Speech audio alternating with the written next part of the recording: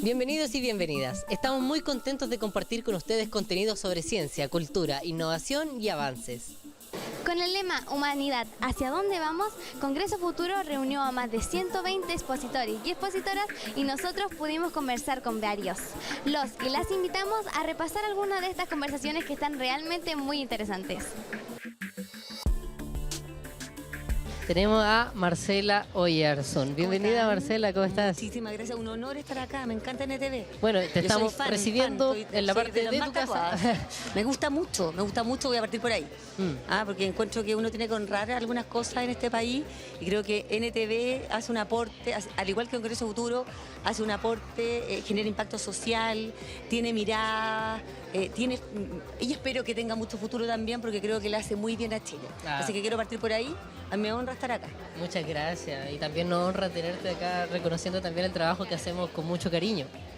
Bueno, Marcela, un gusto que nos acompañes en este día y que podamos hablar un poquito sobre lo que viene en esta nueva edición de Congreso Futuro y cómo podemos involucrarnos nosotros los jóvenes, niños y niñas y adolescentes en los temas que nos afectan en esta era digital. Bueno, a ver, bienvenida, sabemos que este congreso es especial, pero ¿qué es lo que realmente hace especial, diferente a esta edición? ¿Cuáles son los temas que marcarán este Congreso Futuro 2026? Mira, el eslogan de este año es Humanidad, ¿hacia dónde vamos? La tecnología avanza a paso agigantado. Hoy día estamos permeados en todos los sentidos por la inteligencia artificial, vemos cómo avanza la nanotecnología y bueno, muchas nuevas innovaciones, ¿no? Y yo creo que siempre es importante detenernos a pensar qué está pasando. Estas tecnologías tienen muchas bondades, pero también tienen algunos misterios. Y para muchos también algunas amenazas. Entonces yo creo que el reflexionar respecto al mundo que vivimos hoy, de hecho ustedes los jóvenes que viven mucho más que mi generación en el mundo digital, con las redes sociales, yo creo que el llamado Congreso Futuro es a convivir con la tecnología, pero también a plantearnos, en el fondo, ¿hasta dónde? ¿Hasta dónde? Y a no perder los espacios de encuentro y conversación que son tan propios del humano. Eso, la sensibilidad, el encontrarnos, el conversar, el cara a cara, a no perder esto. Eso yo creo que es lo que hoy día define a esta nueva versión de Congreso Futuro. Sin duda es muy importante. Marcela, ¿qué desafíos crees que existen en la ciencia para que se escuche la voz de los niños, niñas y de los jóvenes? Mira, yo creo que uno de los desafíos grandes de la ciencia es democratizar la ciencia.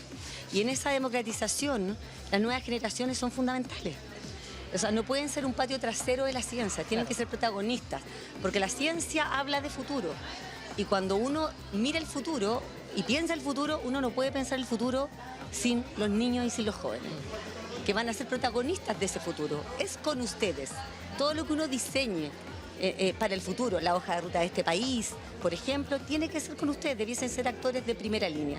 Y el Congreso Futuro tiene un compromiso al respecto, lo dijo ahí, me comprometo a trabajar muy fuerte para que los niños y niñas de Chile tengan voz y voto al respecto. ¿Cómo imagina una ciencia en la que participen niños, niñas y jóvenes de distintas regiones, de distintas diversidades también? ¿Qué es lo que falta para ser más inclusivo en ese aspecto?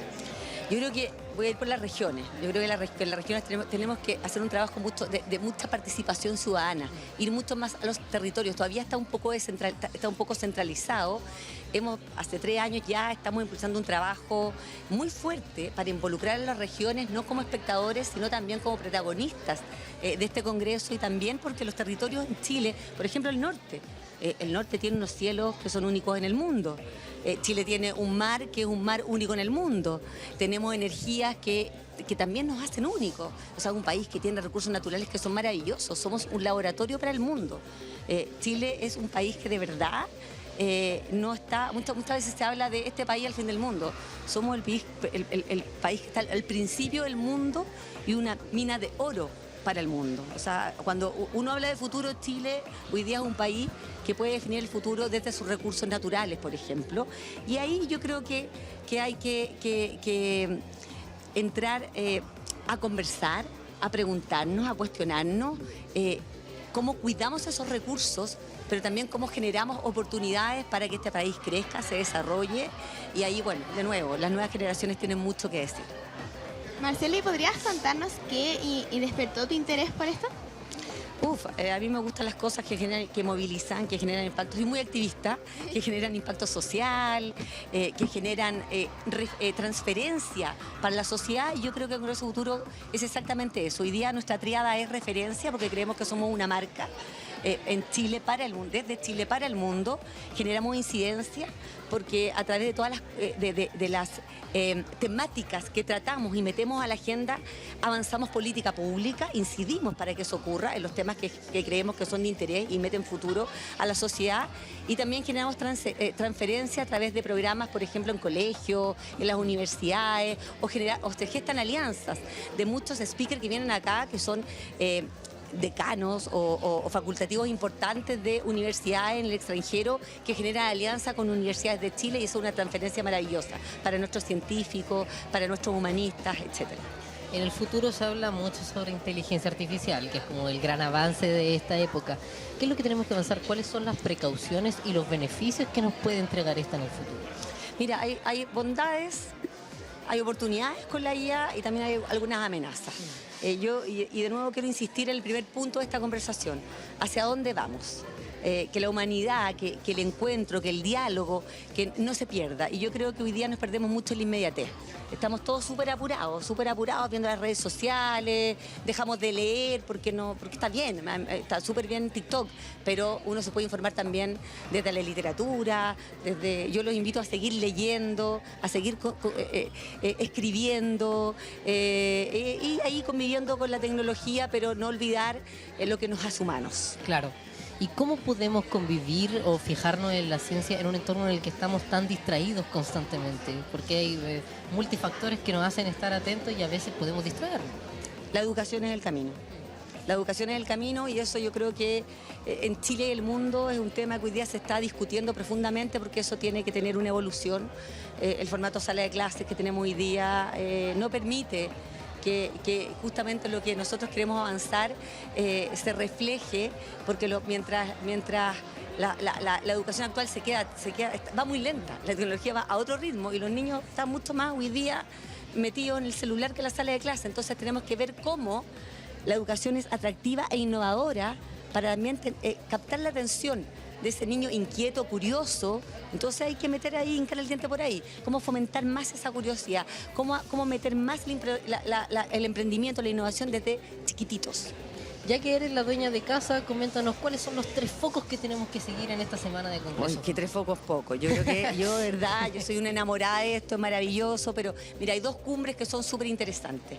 La cumbre de filósofos, justamente para discutir todo lo que estamos hablando en esta entrevista. O sea, tu última pregunta se va a contestar mañana, se va a debatir y discutir mañana en la Cumbre de Filósofos, claro, que es a las 19 horas en el Teatro Municipal de Las Condes.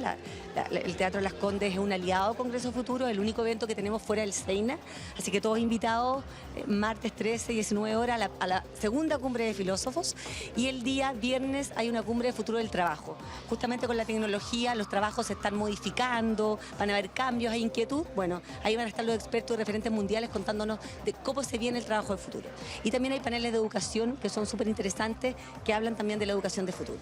¿Hay algunas sorpresas que nos pueda revelar sobre el Congreso? Mira, la sorpresa más linda ya pasó, pero creo que es tan importante también seguir honrando a María Teresa Ruiz, nuestra astrónoma maravillosa, chilena, de Chile para el mundo, que acaba de ser homenajeada en el escenario de la obertura del Congreso Futuro.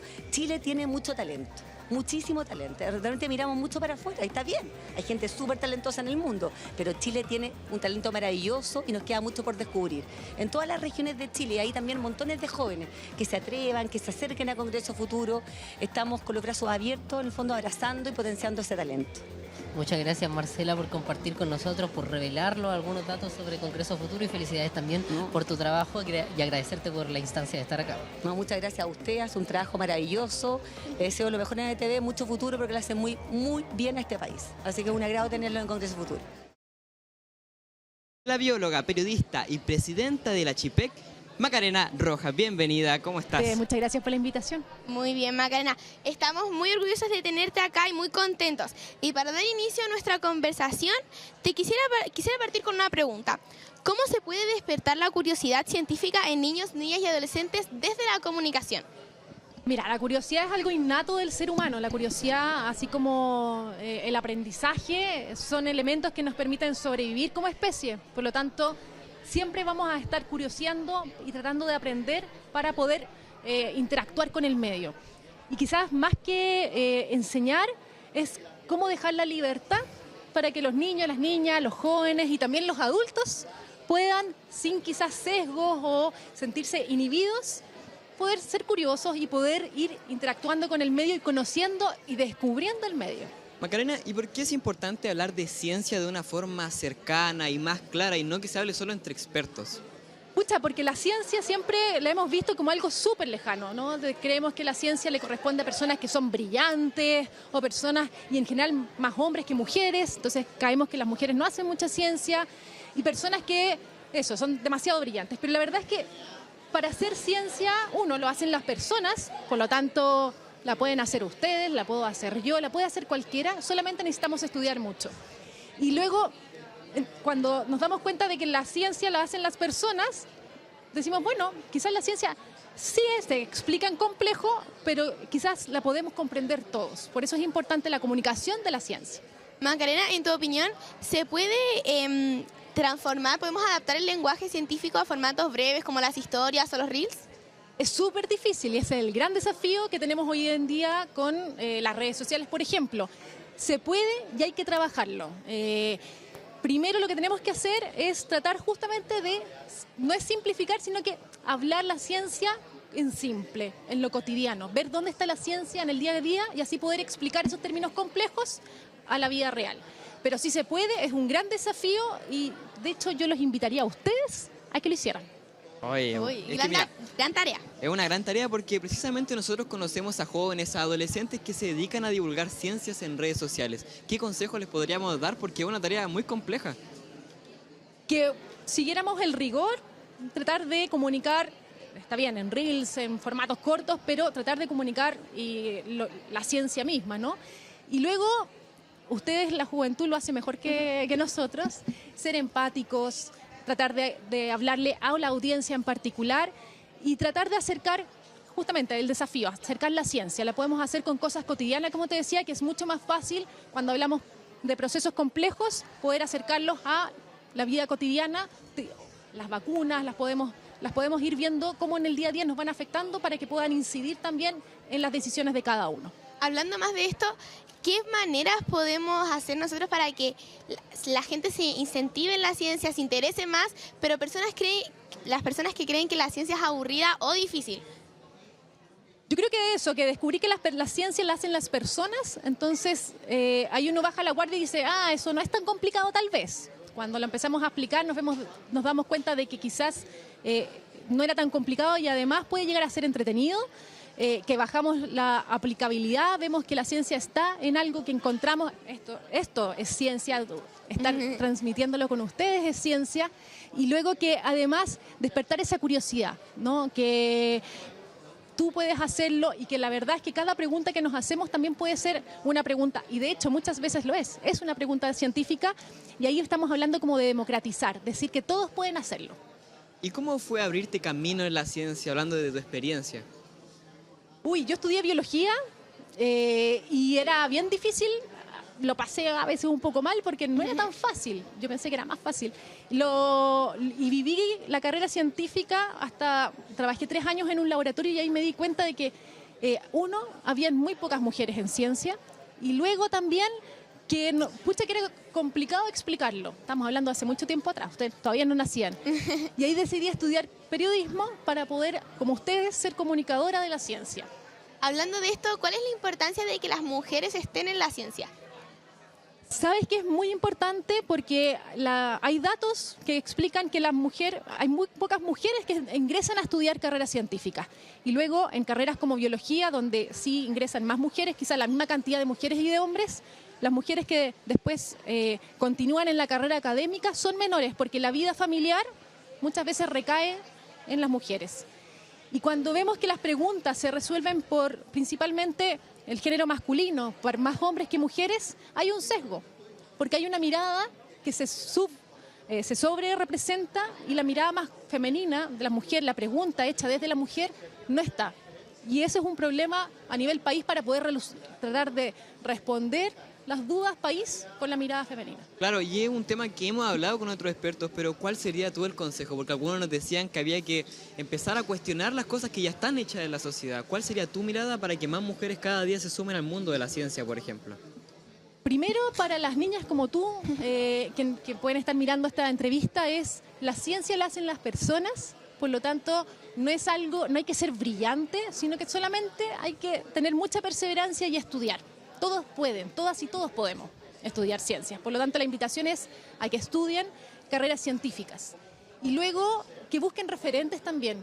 Hay muchas científicas que han marcado historia y que han hecho historia. En la astronomía, por ejemplo, Congreso Futuro este año inició con un homenaje a la astrónoma María Teresa Ruiz. Busquemos esas referentes que nos pueden ir abriendo los caminos. Y 3, quizás es bajar la expectativa. O sea, puede ser una carrera difícil. Yo también me atrasé porque me eché algunos ramos, pero no pasa nada. La ciencia es mucho más que una nota. La ciencia es una forma también de vida. ¿Y cuál es la importancia de estos espacios como de Congreso Futuro, donde la ciencia, la tecnología y la innovación se nos acerca de una manera mucho más cotidiana? Mucho más lúdica, ¿no es cierto? Muchas veces no vemos ciencia en el día a día, no existen muchos programas de ciencia. Y ver que hay tanta efervescencia y que hay tanta interés también por la ciencia que vemos acá, el escenario lleno, entusiasma mucho. Existen pocos, quizás, instancias que aglomeren a tantos cerebros inteligentes, a tantos cerebros brillantes y que provocan también discusiones interdisciplinarias y también discusiones que quizás no vemos. Si bien esto se puede ver en YouTube, muy pocas veces lo hacemos. Por lo tanto, que existan encuentros como estos son fundamentales para poder democratizar finalmente ese conocimiento. También escuché sobre un festival que se llamaba Neurofest. ¿Qué fue lo mejor de ese festival? Neurofest los hacemos con unos amigos, lo hicimos el año antepasado y este año lo volvemos a hacer, la segunda edición. Es un festival de ciencia que en un día, cuando lo hicimos en el año 2024, reunió a más de 5.000 personas y solamente hicimos charlas, obras de teatro, escuchamos música, todo relacionado con la neurociencia. Entonces fue una verdadera fiesta, así como lo es Congreso Futuro, fiesta de la neurociencia, y la gracia es que podemos ver distintas expresiones de neurociencia en simple para toda la ciudadanía y también poder conocer mucho más de nuestro cerebro. Claro, y en Neurofest hablaron de muchos temas distintos y uno de ellos fue la salud mental y las emociones. ¿Cómo se puede hablar de estos temas que a veces pueden ser complejos de una forma cercana hacia las personas? Mira, ahora en la mañana estaba haciendo un taller de comunicación de la ciencia y con lo primero que partí fue sobre las emociones, porque muchas veces nos da miedo hablar de las emociones porque podemos mostrar vulnerabilidad, pero las emociones son lo que nos hace ser humanos y ser también únicos, distintos. Cada uno va a ser también distinto por el pasado que tiene y por la emoción que puede transmitir. Por lo tanto, la emoción, ver que la emoción es algo que podemos reconocer en cada uno y que podemos usar para comunicar es fundamental. Y las emociones son una expresión de ciertos estímulos, cómo respondemos. Y desde el punto de vista de la neurociencia es fundamental también saber, porque eso nos va a también generar una respuesta conductual. Y sobre la salud mental, hoy en las pantallas, la tecnología, es verdad que muchas veces nos pueden ayudar, por ejemplo, a conocer nuevos temas, pero también pueden deteriorar nuestra salud mental porque nos impiden relacionarnos con otros, poder conversar. Entonces sí son importantes los temas para poder ponerlos en el tapete, sobre la mesa, conversarlos y ver nuevas estrategias, porque no es que digamos no a la tecnología, no a las pantallas, sino cómo podemos usarlas mejor para cuidar nuestra salud mental, respetar nuestras emociones y tener una mejor comunidad. Yo antes de cerrar tenía la última pregunta, que es ¿qué tan difícil es comunicar sobre ciencia? Porque tú estudiaste periodismo y gracias a ello una gran herramienta para poder comunicar la ciencia. ¿Qué tan difícil fue para ti? Fue tan difícil que tuve que estudiar periodismo. Para las personas que hacen ciencia no es algo que se enseñe o que te ayuden, ¿no? A los comunicadores les enseñan poder comunicar de una mejor forma, pero a las personas que estudian ciencia jamás. Entre más sintético muchas veces mejor para poder explicar algo. Y eso va en desmedro de la buena comunicación, ¿no? Así es. Entonces,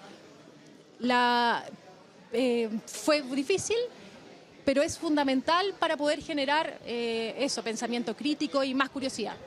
Bueno, muchas gracias Macarena, gracias a ti pudimos descubrir la gran tarea que hacen los divulgadores científicos y lo importante que son las instancias como Congreso Futuro. Totalmente. Así es, Vicente, y este evento, la ciencia es el motor de este evento que reúne a miles de expositores, de speakers, para poner en la mesa, como tú decías, temas que nos afectan y que nos afectarán en un futuro.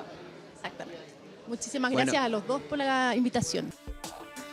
Tuvimos conversaciones que nos ayudaron a descubrir y a reflexionar y que hoy queremos compartir con ustedes. Repasemos parte de nuestras conversaciones en Congreso Futuro.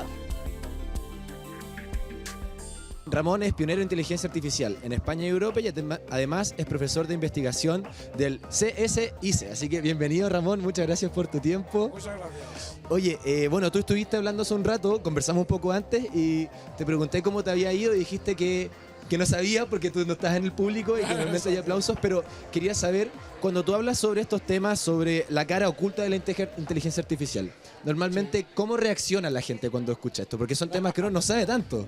Bueno, hay mucha diversidad de opiniones porque hay quien reacciona diciendo con sorpresa porque no conocían lo que hay detrás, estas personas, cientos de millones de personas corrigiendo las traducciones, cambiando respuestas, en fin, haciendo todo un proceso muy costoso humanamente hablando y también energéticamente para que la inteligencia artificial mínimamente funcione, ¿no? Luego hay otra parte, una gran cantidad de gente pues que seguramente no me debe ver como, yo qué sé, pues alguien pesimista o un señor mayor que no está al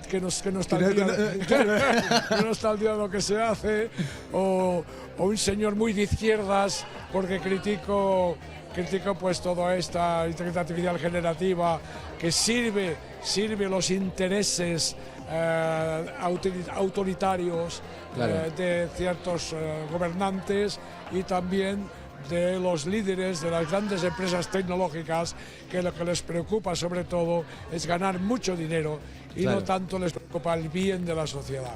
Para la gente, sobre todo chicos y chicas o jóvenes que no pudieron ver tu charla, ¿podrías explicar sobre esas millones de personas que tú decías que trabajan haciendo que la IA funcione? Porque finalmente uno se imagina que son solo con muchos computadores, pero ¿qué hace toda esa gente que está detrás?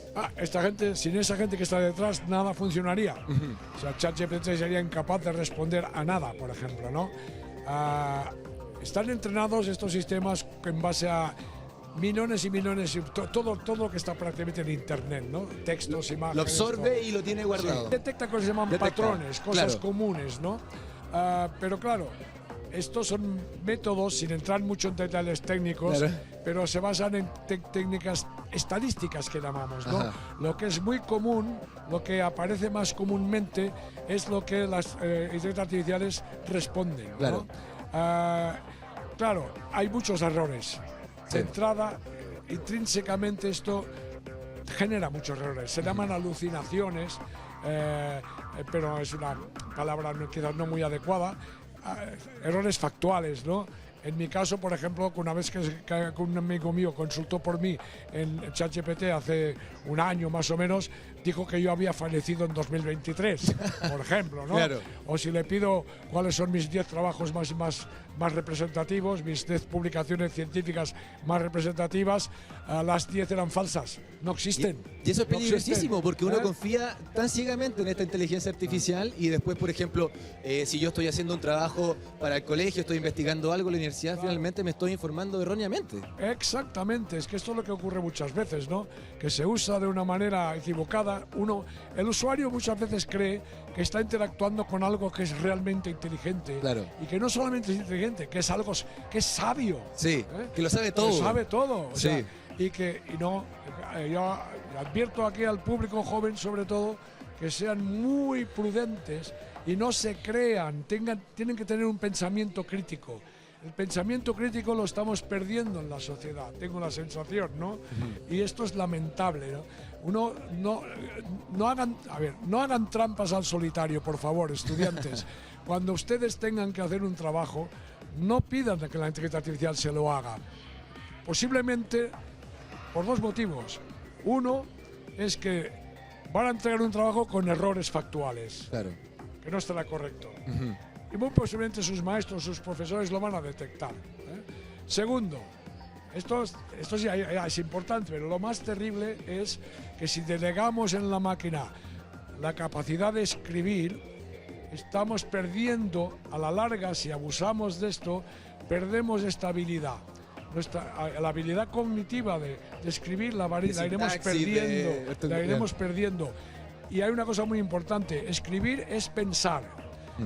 Si no escribimos, la habilidad de pensar también la iremos perdiendo poco a poco sin darnos cuenta. Por lo tanto, es muy mala idea, no debe hacerse, usar el ChatGPT para cualquier cosa. Claro. Puntualmente puede ser interesante. Esa era mi siguiente pregunta, porque bueno, hablamos de los peligros que tiene, pero también una herramienta que puede ayudarnos mucho y la podemos usar a nuestro favor. Por ejemplo, ¿qué crees tú en qué caso estaría bien usarla o recomendarías quizás usarla? A ver, usarla para que, imaginas, uno tiene un texto en una lengua, un idioma que no conoce, en absoluto. No tiene la más mínima idea ni tan siquiera de qué trata, idioma es? de qué trata el texto. Claro.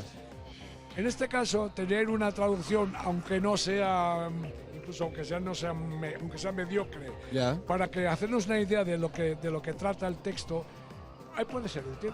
No hay problema, ¿no? Desde el punto de vista de los maestros, los profesores, desde el punto de vista pedagógico, se está usando también de una manera, creo que bastante correcta, y es decirle al estudiante: tienes que escribirme un pequeño ensayo sobre un tema, el que sea, el Imperio Romano, no sé, no importa, ¿eh? Claro. Hazlo con ChatGPT, pero luego ahí es donde empieza lo interesante. Hagamos un análisis crítico de lo que generó ChatGPT. Comprueba de que lo que te dice sea correcto. Mira. O sea, critícame el output. ¿Qué es lo que hizo mal finalmente? Y esto obliga al estudiante a ir a fuentes fiables, libros de historia o lo que sea, ¿no? Wikipedia, que es muy fiable. Y esto es un ejercicio interesante. Me encantó. Porque el estudiante, por una parte, se da cuenta de que no se puede fiar, no puede confiar en lo que le dice la inteligencia artificial. Súper. Y además practica su sentido crítico y aprende en base a buscar las fuentes fiables y ver lo que era incorrecto que nos dio ChatGPT, por ejemplo. Me encantó. Oye, bueno, hay hartos temas, pero también tú hablaste al principio de que además de toda esta gente que trabaja detrás, también tiene un efecto, por ejemplo, se ha escuchado mucho que usan mucha agua.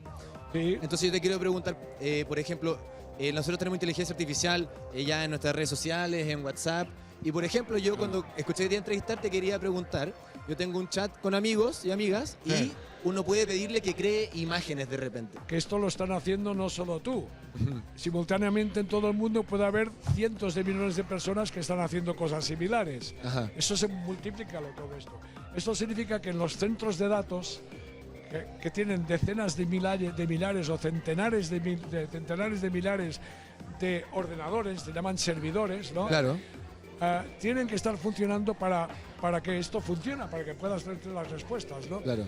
Incluso búsquedas en Google o ya no ChatGPT, interacciones con buscadores como Google, por ejemplo, también hacen que estos servidores tengan que estar funcionando continuamente, y por eso se están construyendo grandes centros de datos para que estos ordenadores, estos servidores que se llaman así, funcionen. Claro, esto lo tenemos que tener muy en cuenta. No uses ChatGPT si no es estrictamente necesario.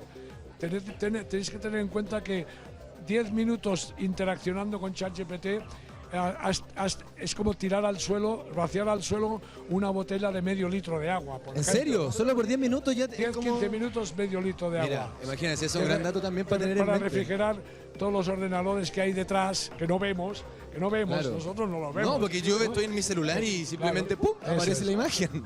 Exactamente. Esto también los jóvenes deberían ser conscientes de que están contribuyendo a dañar perjudicar el planeta, es el medio ambiente, si no hacemos un uso con sentido común y prudente de estas inteligencias artificiales. Perfecto. Oiga, les recordamos que estamos hablando con Ramón López de Mántaras, que es pionero de inteligencia artificial en España y en Europa. Y Ramón, tengo un par de preguntas más.